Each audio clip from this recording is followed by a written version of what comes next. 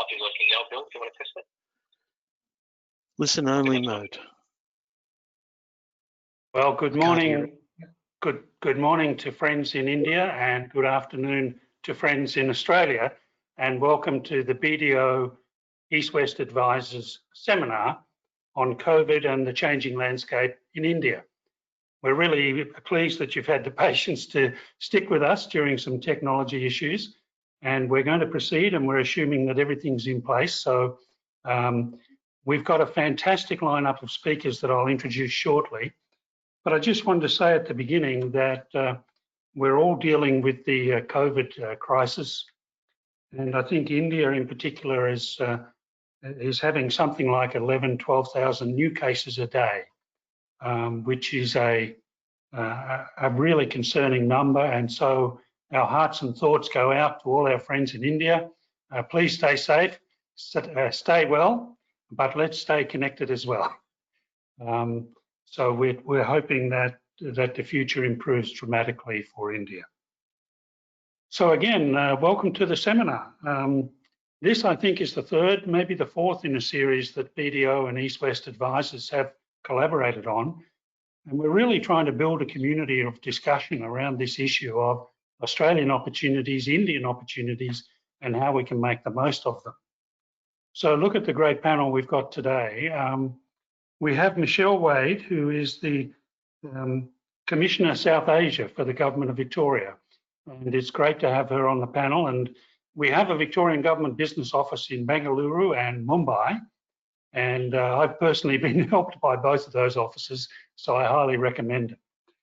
And our second speaker will be from Mumbai, in fact, and that's Jigar Saiya, who is part of BDO.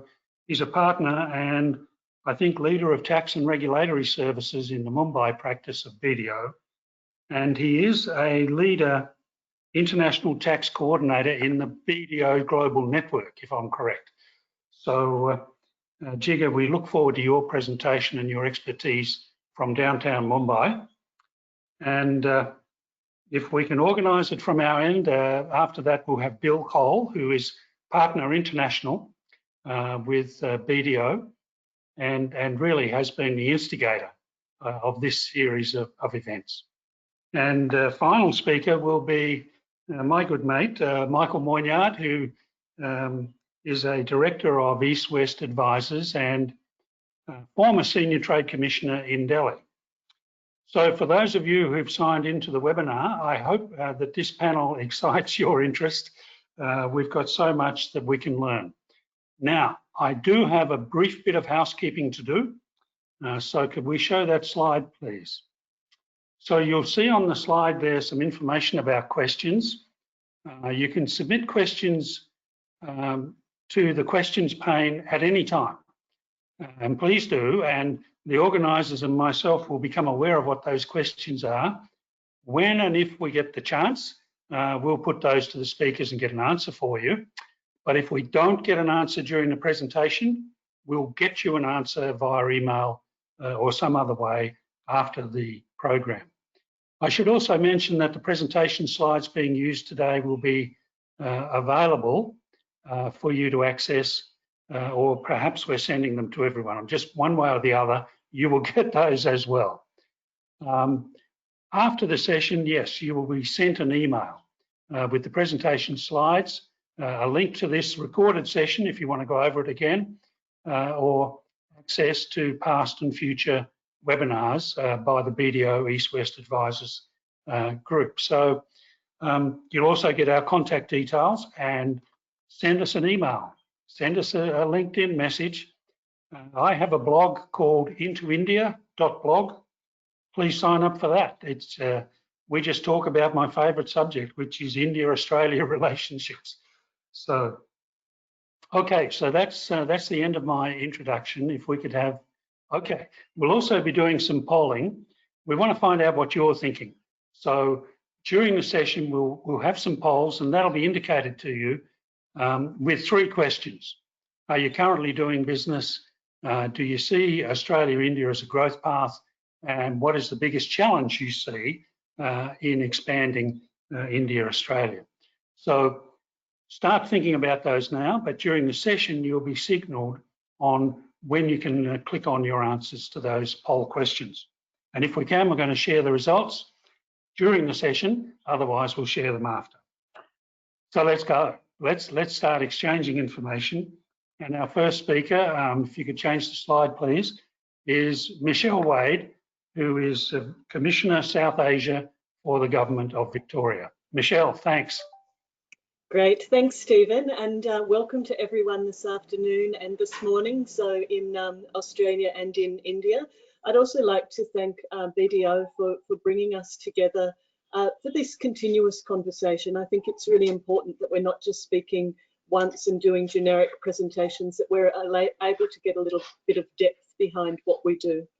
So I was just looking back at my last presentation and what a different world that was, but how recently it was as well. I was in Melbourne in March where we had a face-to-face session. I'd just been at the T20 Women Cricket Finals, surrounded by 85,000 people and a record-breaking crowd for a sporting event, women's sporting event in Australia. The week before, we'd completed the Australia-India Business Exchange with Minister Pakula and Federal Minister for Trade Simon Birmingham. During that time, we'd launched Swiss Wellness in India, and also I'd attended an event with Shah Rukh Khan with his scholarship for La Trobe University. And within 10 days, I was back in Australia in lockdown and welcome to this new world.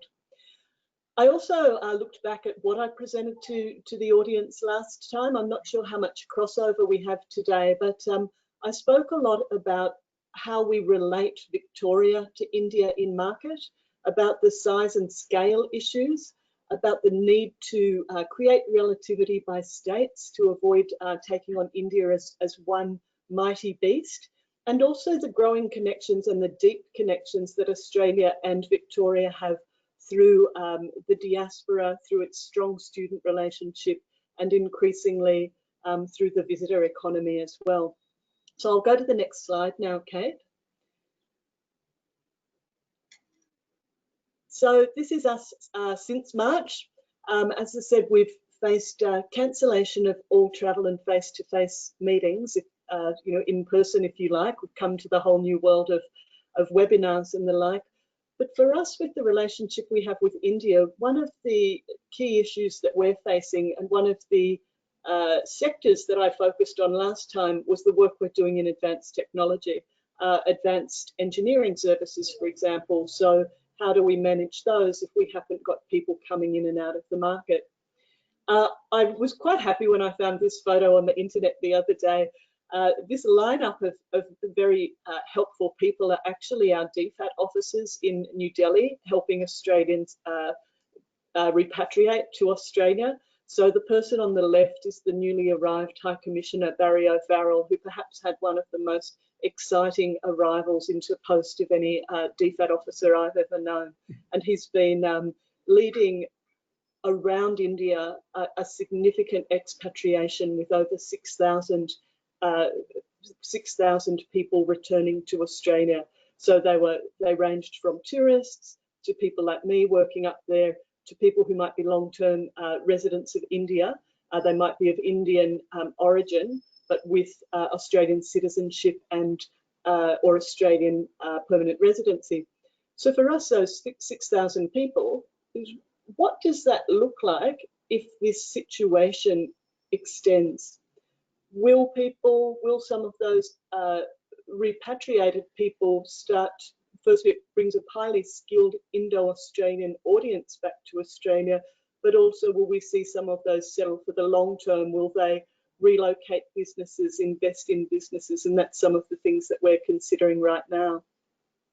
Obviously, we've had significant impact on our foreign students, and that's something I'm working with currently for the state of Victoria, is supporting through our International Student Emergency Relief Fund those students. But also through those students, and the impacts that we're seeing is the enormous numbers of visiting friends and relatives and how that impacts our tourist market. I've mentioned disrupted supply chains. So we kind of anticipated that. We didn't anticipate having to get on the phone with state governments and ask them if they could give special allowances to open up factories to enable the completion of the manufacture of lids for hand sanitizer, for example, of hospital grade hand sanitizer, of the tooling that was already required in Australia to produce some of those products. And then in terms of disrupted retail, we've obviously cancelled product launches just at a point that we're starting to get interesting products into India. But also we had a period where for the work that we've done in e-commerce, a lot of the Indian retail was restricted just to essential items only. So that did cause a bit of a disruption from that respect as well. So just on to my last slide, I'll ask you to move along again, Kate. So what we've learned in these 3 months, the need for diversification of risk. I think everyone's heard a lot about that. We inherently know it.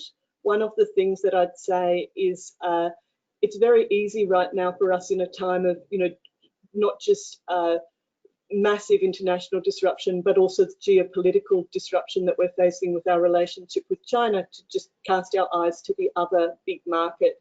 India's not the complete panacea to our relationship with China. It's very different, and we're going to have to maneuver it in a different way, but it's certainly great to see us very much on the agenda and getting the sort of attention that we didn't get 5 years ago. One of the things that I've really enjoyed in working from home, and I hope you guys have noticed it too, is that whilst it's changed how we do business, it's actually enabled us to have more frequent contact with key people that I'd previously found quite hard to get in contact with.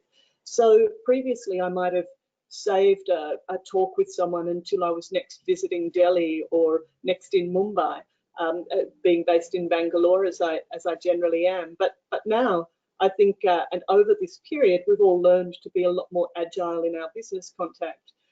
And from that perspective, I think India and Australia will be beneficiaries because we generally do business in English.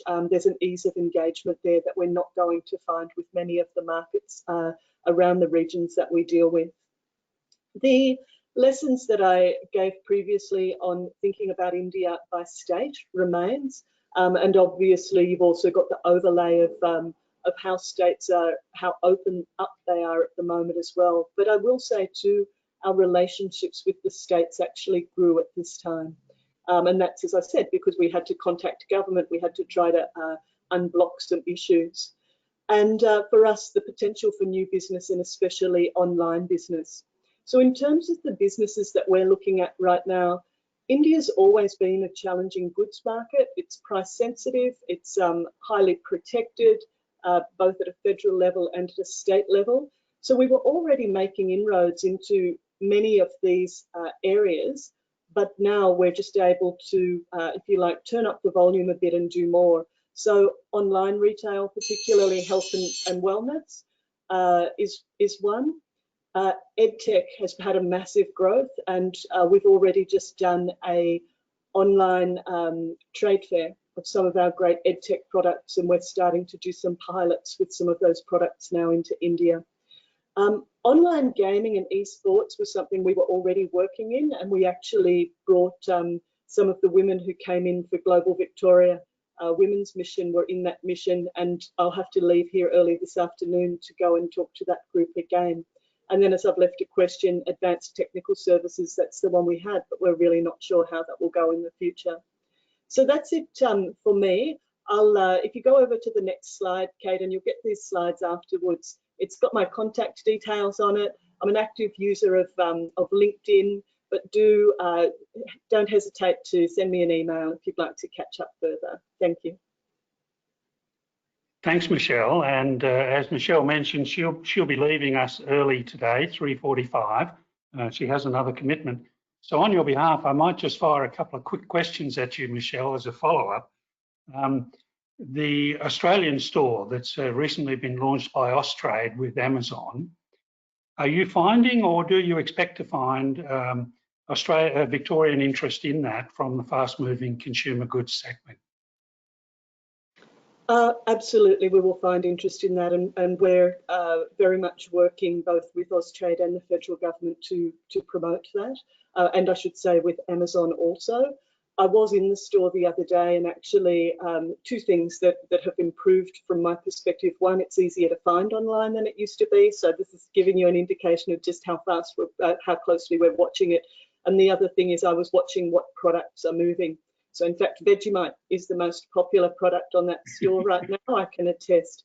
But given that Victoria is Australia's major producer of processed food, and also our work in wellness, health and wellness that I've mentioned, and also clothing, we'll definitely be working closely with that store. Okay, and a final quick question to you, if I may. You mentioned health and wellness. We know that in the West that's become a focus of the under 40s, the millennial generation, really. India has a huge millennial generation, and I just wondered if you thought that would be the key target for health and wellness, or is there something else? No, I would say it's definitely that millennial market, but there's still a product for you, Stephen. We were looking at a milk formula for a range of age groups the other day, and we were suggesting that also had value in India and was worth exploring. So every product, you know, India is a massive market. Every product you examine on its merits. So in fact, to give you an idea of the milk formula product, we were sort of saying infant formula's got some very tricky pathways to market, but maybe you should be looking at some of your other product SKUs as a first entry before you have to go through some other regs. So I'd say it's big enough for the right product at the right price to make it in, but the health and wellness is very much that target group. Okay, so thanks so much, Michelle. We now move on to Jigar Saiya, who is BDO Mumbai. A sincere welcome to you, our new friend. And BDO, I think, has something like a dozen offices in India, and it's very big in Australia. So it's well placed to be operating across those borders. And please, we'd love to hear your presentation now. Thanks, Stephen, thank you, Michelle, for the wonderful talk. I think there was good insights on what Victoria is looking at for in India, and I always wondered whether do we have any relations apart from cricket, and I feel our business relations are much deeper than our cricket rivalries. So I think taking on to my slides and what really India is looking at the moment. Kate, if you can have the next slide. So India has entered lockdown in end of March. We entered lockdown on 24th March to be precise, and we've had 4 phases of lockdown, and now we're under one unlock phase number 1. And what we've seen throughout this lockdown is prediction about the way the economy is going. Initially, it was predicted that we might see some loss in the GDP, some degrowth, but then that was further deepened as the lockdown extended. And during the lockdown 4, there have been predictions that our GDP will in fact contract by 5%. But I think it's not all that grim. The predictions also are that our GDP, once the lockdown opens up, it will take about 3 quarters to recover, and we're likely to see V-shaped recovery. And it's likely to be a bumper growth thereafter. So it's estimated that we'll have a GDP growth of over 9% once the recovery starts. What we've seen during this lockdown is few major shifts in what are going to impact business. One, there is labor migration that is occurring, and which will now rebalance in the way India is. And effectively, labor has moved from the metro cities to the tier 2 and tier 3 cities, which are back to their hometown, which will now mean more opportunities for industries to set up in these tier 2 or tier 3 cities and have more labor at their disposal, which will mean essentially more effective and cost efficient way of doing business. To combine this, there are state-based incentives for these tier 2 and tier 3 cities, so that should make it more attractive. I think what we also saw was a quick ramp up of the essential manufacturing of the essentials, be it sanitizers, masks, medicines. So we quickly saw the ramp ups. India, is at explosion stage of the COVID-19 situation right now, and what we've seen is the governments have been able to supplement and increase their health facilities to counter the increase. So that's what we've seen. What we also saw was policy measures that government has taken in this while to balance the economy. The FDI policies have been changed to kind of protect India's as well as not stop globalization. So we've seen a shift to being domestically self-sufficient and the thing called reliant in it. So that ways that will help promote India being self-reliant. Self-reliant, we don't mean isolated. We mean inviting for investment, but production or product. Yeah. Of course, we've seen divestment, and then I'll talk about it slightly later. But increased focus has been the technology and the healthcare sector. So that has emerged as a hero in this lockdown. Moving on to the next slide. India announced a stimulus package, which was actually. Kate, if I can go to the next slide. Yeah. So India announced a stimulus package of about 265 billion US dollars. So that's almost 10% of the GDP, last reported GDP, and it's the fifth largest stimulus package announced amongst the G20 nations. The stimulus package primarily focused on revival of medium and small and micro enterprises. So India has been focusing on these and now looking to revive this and keep the earlier slide about the stimulus package. One more. Yeah. Thank you. So I think in this, as I see on your focus, has been more focused SME support, agriculture, migrant, of course, providing basic needs to the lower strata of the society. But yes, there has been good progress and good focus being shown on important areas like coal, defense production, civil aviation, airports, etc. So there has been significant announcements in these areas. The question always came in is that how would the Indian government fund this? With businesses looking at degrowth and taxes not being growing and degrowing of taxes, how would the Indian government fund this? So not necessarily only by printing more money, but I think they've laid down a plan, and one of the significant areas of this would be investment. It has a new policy and which said that public sector undertakings would be privatized. In the policy, they've said that significant part of the government undertakings would be privatized. The government has said that it will now open up almost all sectors to the private sector, and the government will play only an important role in certain defined areas.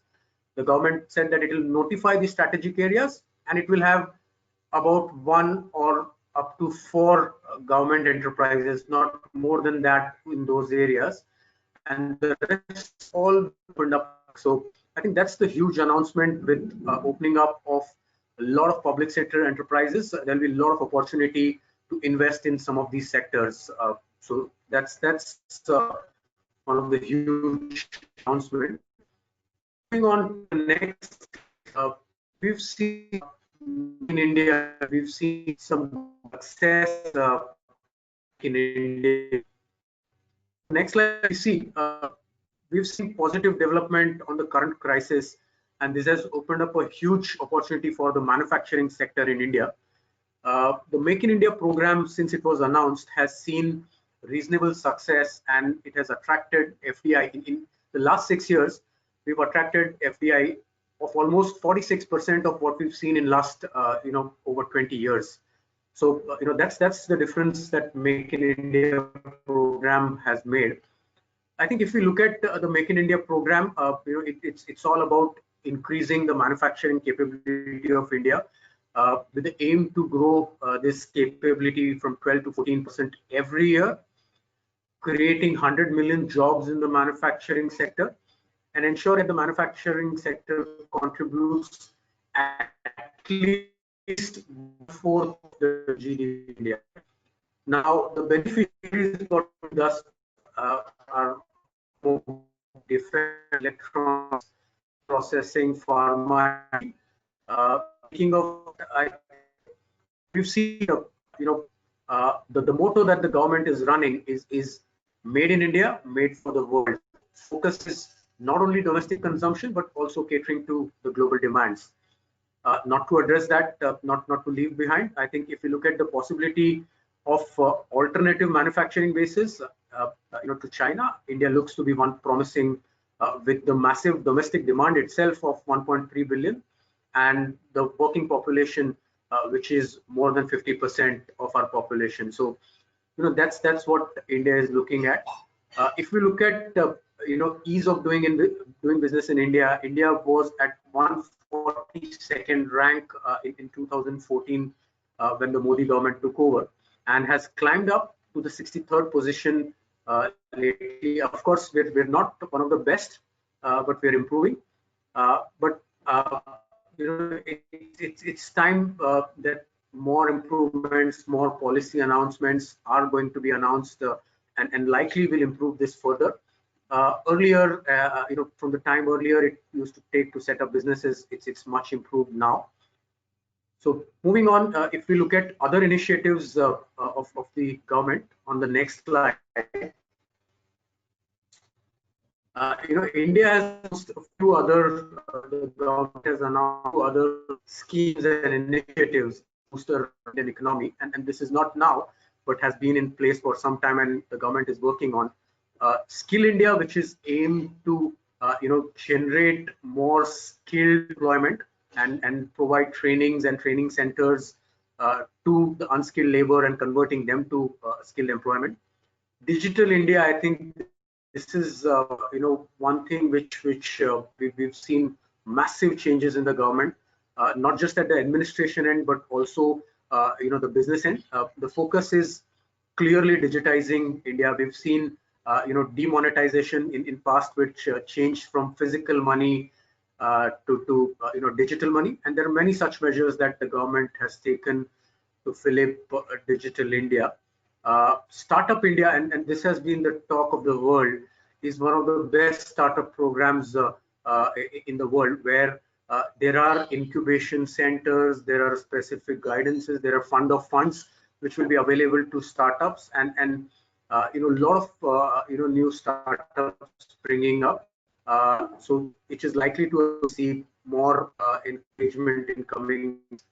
If you look at another one which attracts a lot of foreign investment is the production-linked incentive scheme. So there have been several sectors in which production-linked incentive schemes have been announced, and very lately schemes have been announced in large-scale electronic manufacturing, and the government is likely to develop a land bank which will be made available to these things, to these initiatives. And apart from this, there were several incentives which are made available as part of this. So moving on the next slide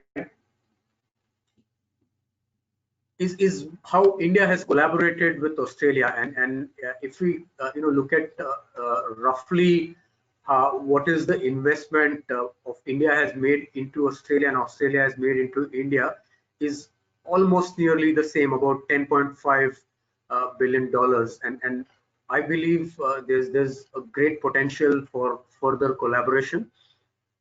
India is regarded as an alternative manufacturing base in the world, and almost everybody is considering and if not an alternate, a parallel manufacturing setup in India.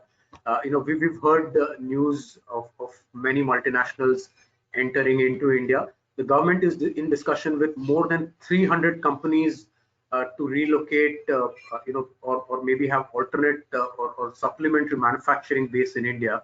So the government has been proactive around this side, encouraging people, discussion around land, discussion around incentives, support, finance, various things. Not to mention the catering 1 billion population, and increase in educated middle class population. So higher spend in is what we know. Australia is amongst the 10 in the research and development, and of scientific sector, fourth, which I believe look on to technology and innovation. I think Australia following to and in AI technology from government on high speed in strength the IT infrastructure in India, and a lot of investment of the government in this. IP law strengthened over, and this could also help build effective technology partnership for the two countries. If we look at it, Australian IP owners, they could leverage on licensing deals with the Indian manufacturers who have advantage in terms of low labor cost and potential to leverage on marketing and branding of the local manufacturer. So a lot of licensing opportunities in India. We've also seen, one of the largest technology deals in India, the Reliance Jio. It has attracted investment worth over 13 billion US dollars in just about less than last 2 months, I think, and marquee investors like Facebook, etc., taking stake in Reliance. Global brands like Apple and Amazon have also committed to invest further in India, and which is an indicator of the potential that India has to offer, both in manufacturing as well as the demand side. So having said that, India would still need to incur significant investment in infrastructure, labor reforms, and I think this government is committed to doing so. Moving on, I think most of the people in the next slide, if you could see, when you try to set up in India, there are some challenges and some specifics that you need to cater to. And if you look at the next slide, it says what are the typical stages that you encounter and you look at while setting up in India. When you set up an entity in India, you need to make the right choice of the entity. Which type of entity India gives of entity, a limited liability partnership. You can do partnership in terms of etc. So what is the right entity set for you in India? Find the right location. I think that's really important, considering the country that is states in India. How do you really set up the right state, look at the incentives, etc. Optimum funding, get right. That's true. Debt, equity, how do you repatriate, etc. Repatriate, exit in. Getting and transfer is important, and all of you about important transfer in India. And compliance is a no-brainer. You need to get it right. Else, you could got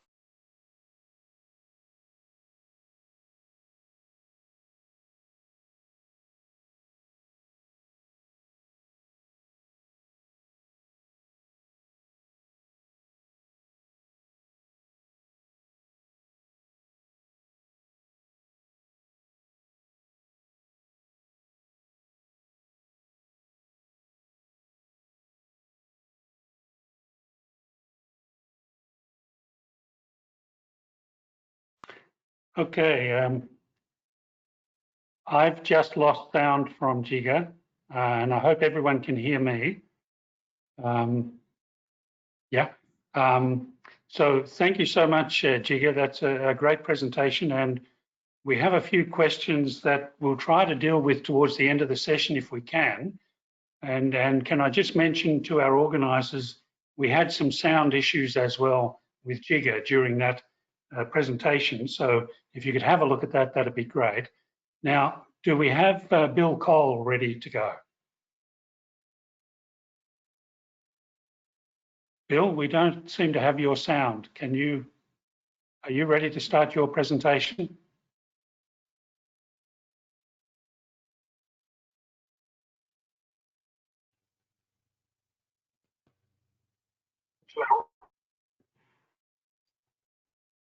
Sorry, I didn't hear that. Is Bill ready to go? Do we have sound? I'm unmuted now. Great. You're now welcome to the team, and please go ahead with your presentation. Thanks, Bill. Thank you, Stephen. Ladies and gentlemen, thank you very much for joining us. 1,000 apologies for the seemingly endless technical difficulties that we've endured. I'd like to thank you for your attendance today, and in particular, thank Jigar and our friends and colleagues from India for joining us. Obviously, we can look inwards and talk about these matters, but the real strength of discussion, I think, as Stephen put it, the community of discussion is where we bring both sides of the opportunity together. A bit like business, if you think about it like that. The deal is struck between two minds meeting and coming up with new and creative ways to go forward, and hopefully you'll get a sense of that in our discussions today.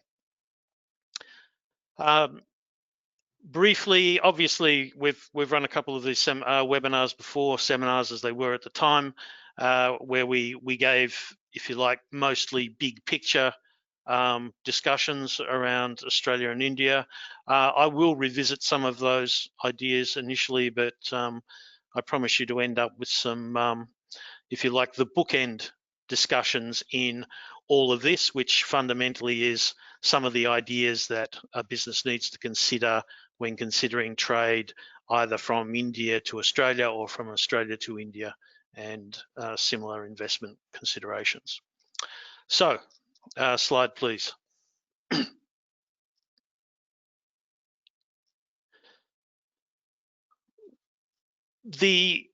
I suppose the most eloquent and detailed crystallization of the work over the last decade or more between Australia and India has been crystallized in a document by an ex-Department of Foreign Affairs official, Peter Varghese, in his India Economic Strategy to 2035. This is from the Australian perspective, of course. And obviously the timelines are extended. We're talking about 2035 in this report, but clearly the objects of the report are significant ones. To lift India into Australia's top 3 export markets, which in rough terms would mean something like a tripling or quadrupling of current trade. The second point, make India the 3rd largest destination in Asia for Australian outbound investment. This takes us, I suppose, closer to the idea of a more integrated economic approach between the two nations. And finally,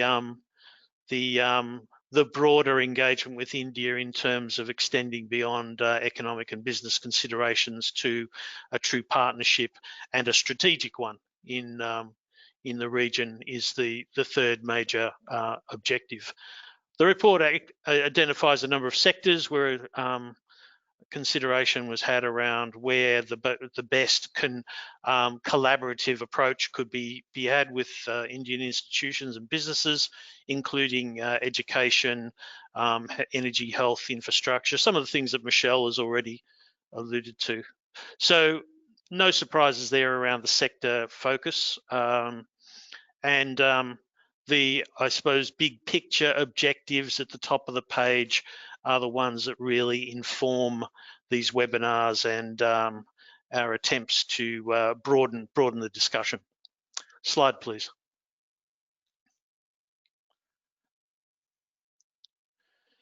And this is the perceived problem.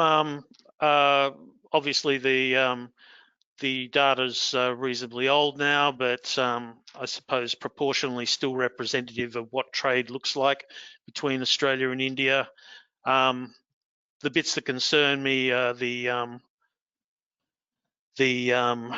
I suppose modest amounts of STMs and ETMs, elaborately transformed manufacturers, and simply transformed manufacturers flowing between the two countries, and similarly the modest value of service trade and related activities. Commodities, I would say to you, rise and fall with various economic structures as they rise up in each other's countries, but the collaborations around manufacturing, technology, information, and services that Jigar was discussing in terms of some of the sectoral plans that India is rolling out, I think are fundamental areas. These are signposts to us of what we should consider. And as you can see, the pie charts aren't particularly impressive in that respect. Next slide, please.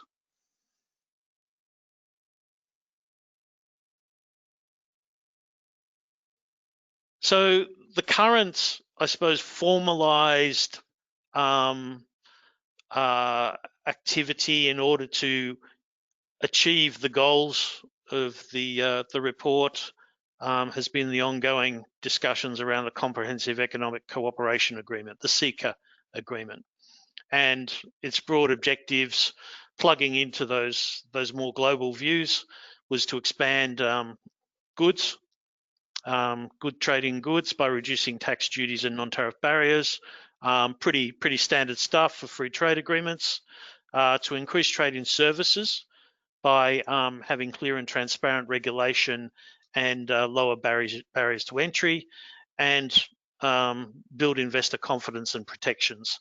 Jigar's comments around strengthened IP provisions in India, of course, are a fundamental foundation stone of that. Next slide, please.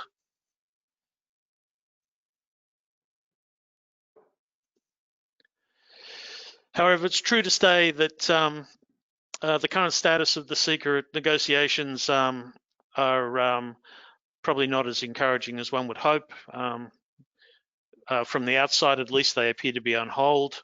The talks are progressing at various levels. Obviously, we've got recent example of prime ministerial discussions, etc., but not specifically in the CECA process.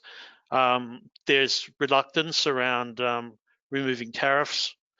Obviously, there are disparate tariffs between the two nations and various other border taxes. So revenue and protection considerations are coming into this.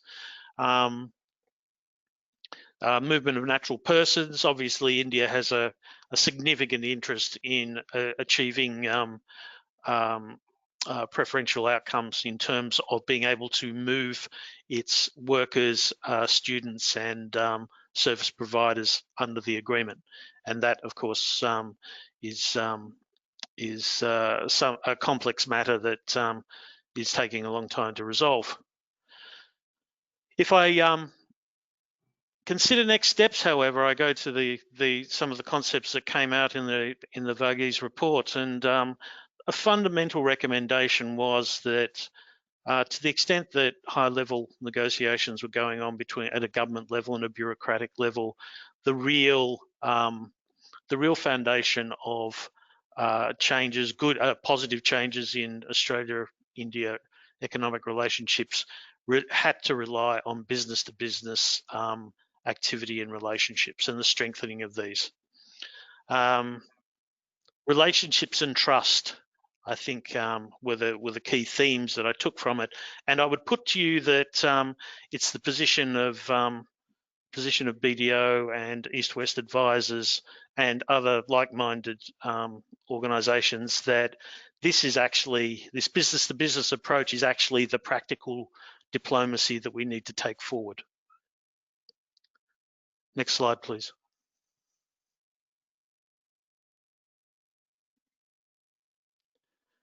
So words are cheap, and you've heard a lot of them from me. If I think about taking those ideas and putting them in the mind of a business that is interested in going to India, or an Indian business that is interested in going to Australia, there are basic questions that need to be considered, and these are no different to market entry into any different environment. So the fundamental step here I would put to you is not whether it's India or Australia, it's domestic versus international. That is the real question. So on that basis, there are some similarities that would occur in proper strategic planning for a business that is true for any market evaluation. And I've given a few of them here. Obviously, these are just broad brush approaches to considerations around market entry. In India, obviously, it has, these are all knowledge-based and judgment-based approaches to the problem. But what is the market? So we've heard from Michelle that, or at least in parenthesis, that states are important in India. They're not national. It's not a national market necessarily. It may be a state market or a city market or a constituency market. What is my supply chain? And I've got GSI, they're goods, services, or information, because I'll say to you that regardless of whether it's goods, a service, or an exchange of information, they all have their supply chain dependencies. If it's services, often it'll be the movement of persons. If it's information, it'll be the ability to connect computer to computer, not have interruptions, or not have data removed. If it's goods, it's the ability to physically move across borders. So what is that supply chain for your market? The next question, of course, is what are my costs and profits? Is the market valuable for all the effort that you're going to put in? And to do that, a lot of considerations need to occur and a lot of accuracy. How will I get paid?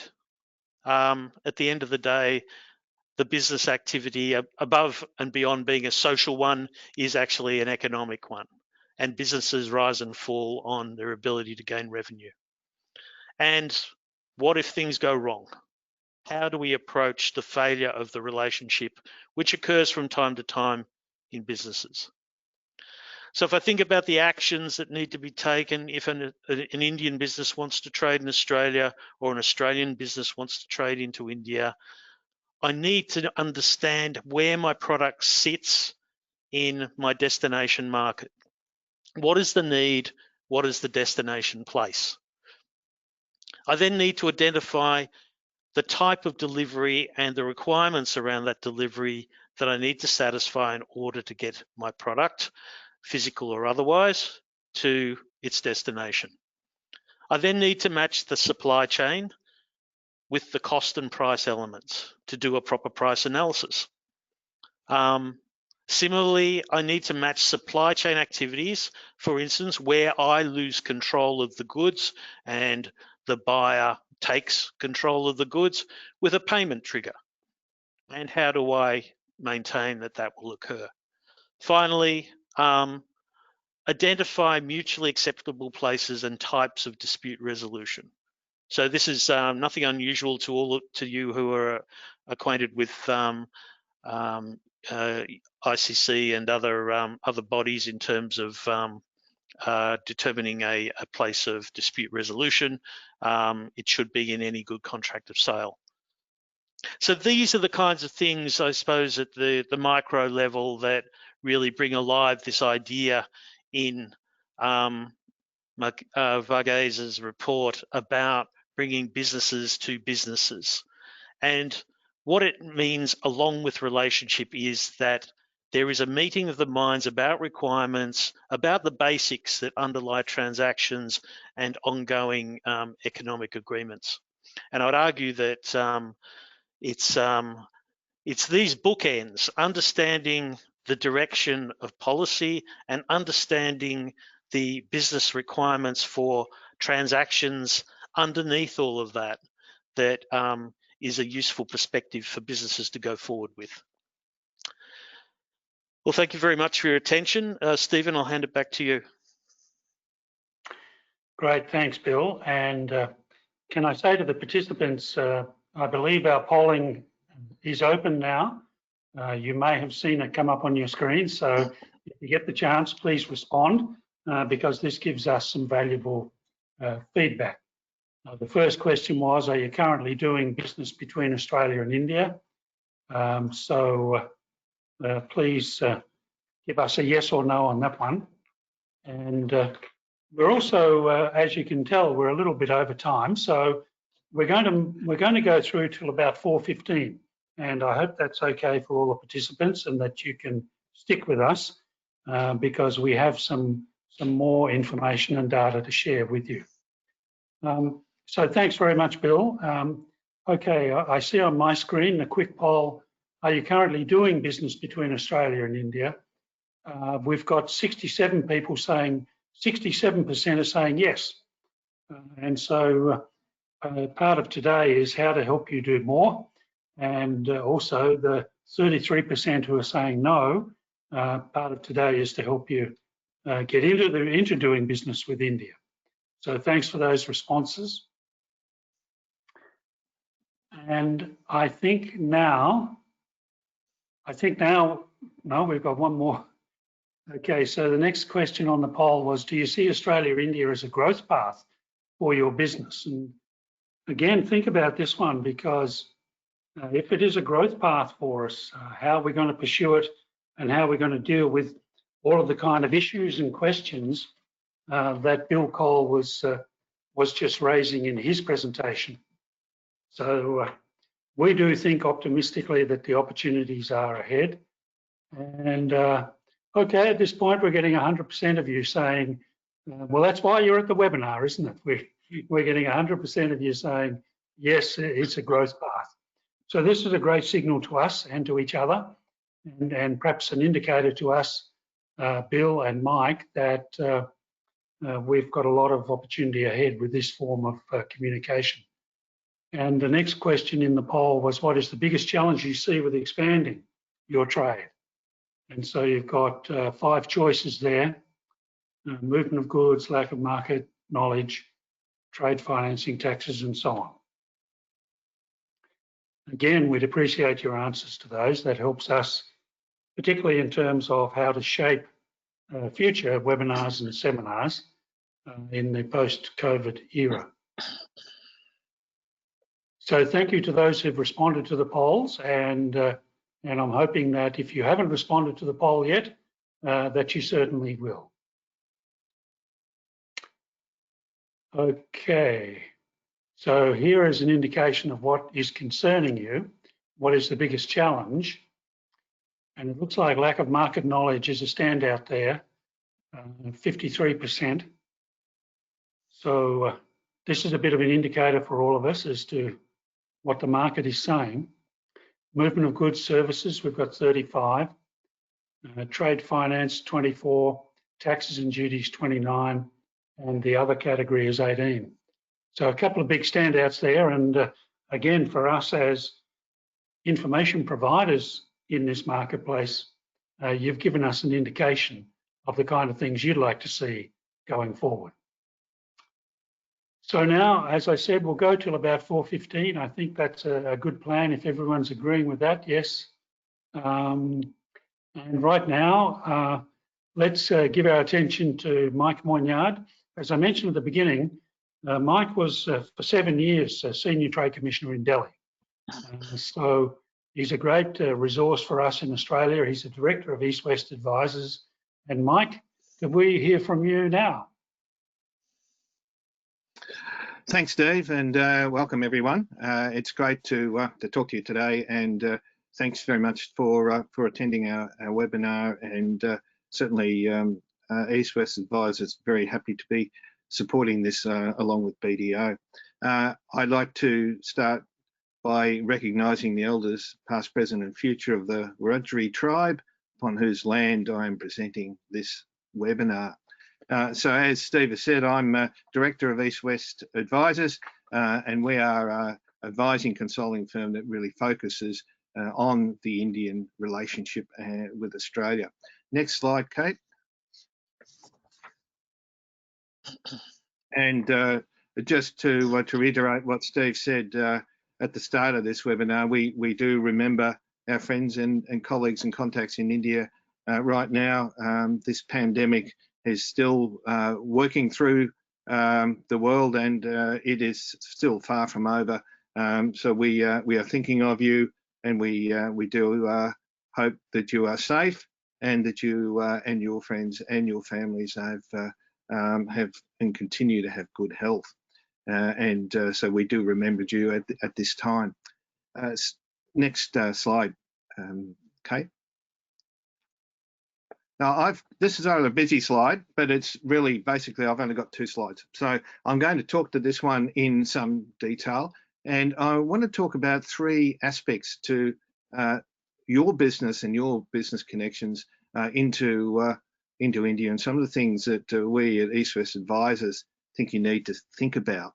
So the three areas around finance, around timing, and around relationships.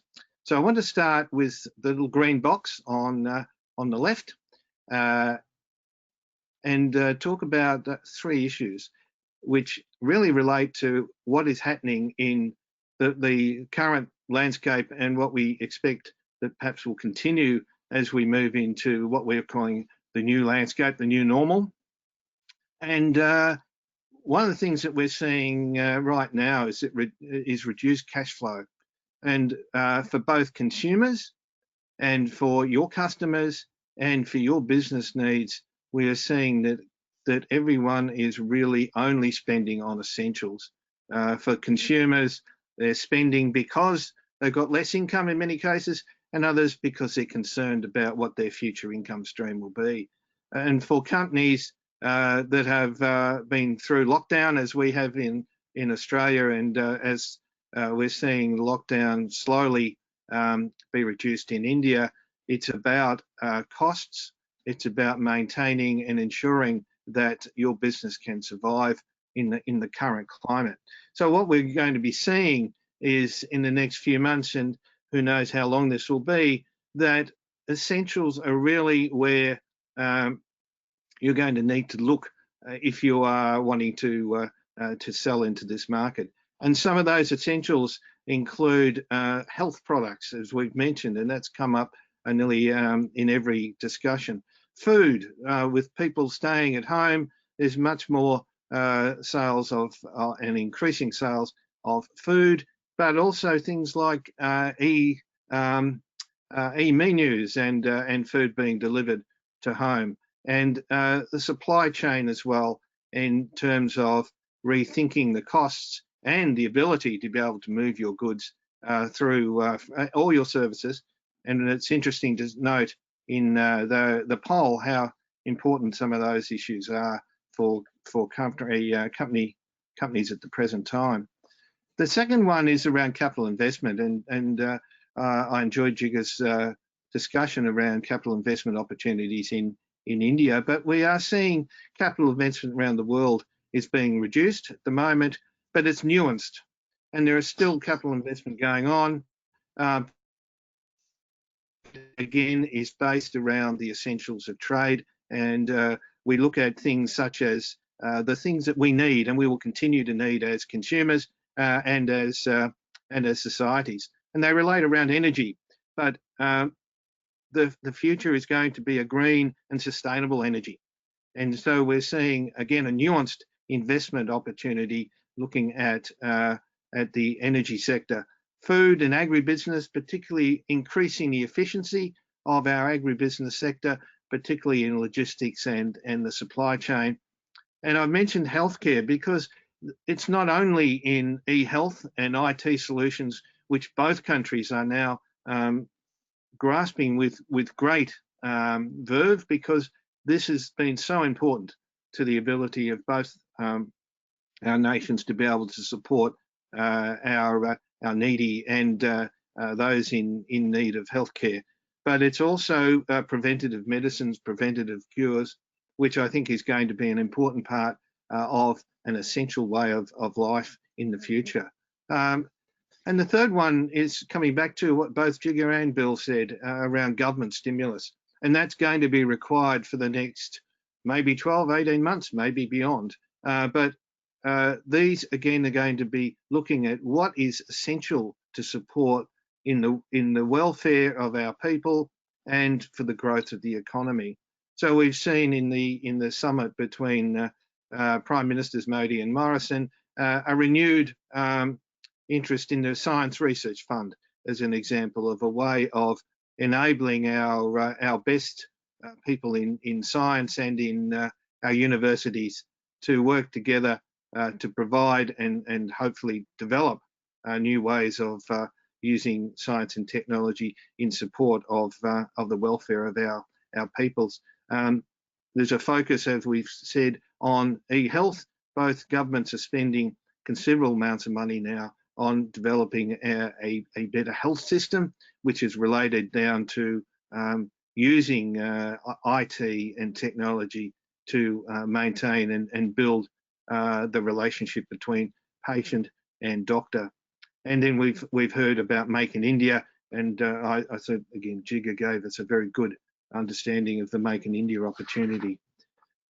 Now look across to the right, and with a little timer there, I want to talk about timing, because it's going to take time to rebuild both of our economies. And in particular, Australia and India are at different points on the virus curve.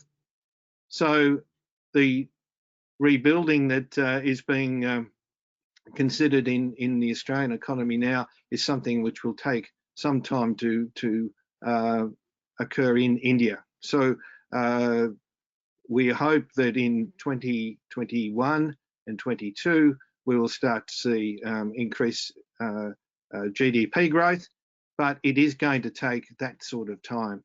And so the challenge, I think, for us in business is to use this time to redefine our business model in this new landscape, to redefine our long-term cost structures, and something that is on the mind of a lot of people now is the changing nature of globalization. And in comparison to self-sufficiency, it is important for us as people interested in trade and investment that we maintain an open global and free trading system and not turn inwards. So the importance of us in business, I think in particular, is to ensure that our governments understand that the importance for both of our countries to have an open and free trading system. The second issue is around that idea of redefining our business and thinking about business transformation in the new economy and in the new landscape. So right-sizing your business model, particularly understanding what your customers' behaviour is doing and how it is going to change. Coming back to that concept of people buying essentials, being concerned about what do they need first before they move on to other parts of maybe things they were buying 3 months ago, they're not going to buy now. And maybe things in the next 6 months they'll be buying, which in fact will be important to the future of their well-being and their welfare. Online is obviously one of the things that's changed enormously, and the fact that we're doing this webinar and not face-to-face is just a simple indication of that. Diversification, again, is something we need to think about, and as we transform our businesses, to understand diversification not only of our logistics and cost structures, but also our supply chains. And finally, the important thing is using this time to build and maintain our contacts and our connections, which brings me to relationships, and to reconnect and maintain and ensure that our relationships between Australia and India are maintained, to understand the culture. And this is Steve's wonderful area. It's always been important to understand culture, but in a Zoom technology, to understand that culture is even more important than it is now. So building trust online, to be transparent, to develop an online presence which tells more about you. So people, we in a face-to-face economy, we get to know each other by meeting, by talking, by hospitality. You've got to use things like LinkedIn and other online platforms to ensure that human relationship that was so important to business is maintained. Kate, the next slide. So what are the next steps? As we see it from East West Advisors, there are three things we really need to look at here. We need to transform our businesses in line of the new landscape towards lean, online, insourcing, diversification. And that's going to take some time for us to really understand what that's going to mean in our own business. Secondly, we need to learn from our colleagues who are also searching for a way forward. And so webinars like this, but also other ways of keeping in touch with people in your industry, and those of us who are really passionate about the India relationship, to make sure that we are continually talking and working with each other. And finally, seeking assistance from those who have knowledge and experience in the market, and that's either at the advisor or consulting level, or at government, or at your own within your own industry. And it's interesting to see that one of the things that people are really needing to understand is market knowledge. How do I actually work in a market as varied and as important as India? These things that I think is the future for us. We are looking forward to being part of that journey with you. And I'll now pass back to Steve. Okay, thanks, Mike. A lot of really, really good advice in that presentation. And I hope people were able to follow it all, and that we're ready to transform, learn and seek, which is a very nice finish to your presentation. So now I just want to check very quickly, if I may, with Bill. Are we coming to the conclusion now, or do we have the DFAT speaker as well? Our guest from the Department of Foreign Affairs and Trade has been unable to join us, unfortunately, due to technology failure again, which is a great pity. Stephen, should I just make my comments about next steps around these presentations? Great. Ladies and gentlemen, we will, of course, continue to, I suppose, provide high-level commentary around the progress of India-Australia economic relations as they progress. But it's been fed back to us that obviously at some point, businesses that are interested in progressing economic relations or transactional relations between Australia and India, and find new markets and find new customers and understand new processes, require far more detailed assistance.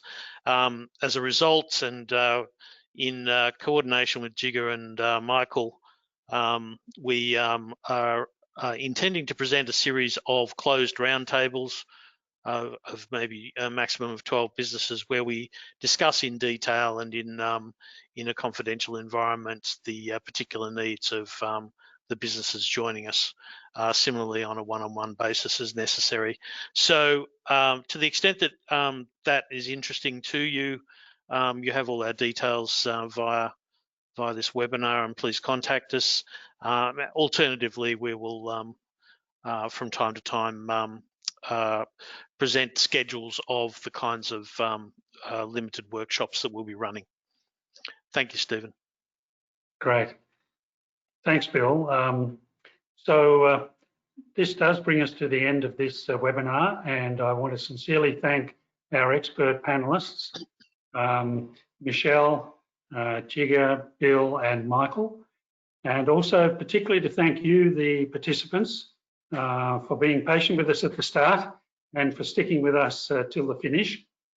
We will be in touch with you after this, and as Bill mentioned, there are further plans by BDO and East West Advisors in terms of how to take this forward and how to keep the conversation going.